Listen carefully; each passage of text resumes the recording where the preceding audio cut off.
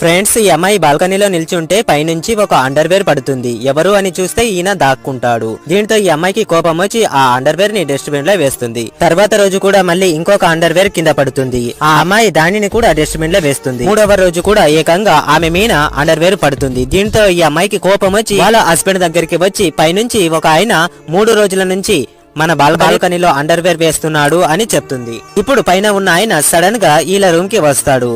ఈయన చూడండి అని చెప్తుంది. ఇప్పుడు దీనితో ఈయన మా బాల్కనీలో అండర్వేర్ ఎందుకు వేస్తున్నావా అని అడుగుతాడు. ఇప్పుడు ఈ వ్యక్తి, నాది అండర్వేర్ బిజినెస్ ఉంది, ఒక రోజు నీవు చినిగిపోయే అండర్వేర్ వేసుకుంటుంటే నాను చూశాను, అందుకే ఇలా చేశాను అని అంటాడు. ఇతనేమో నా అండర్వేర్ సైజ్ నీకెలా తెలుసు అని అంటాడు.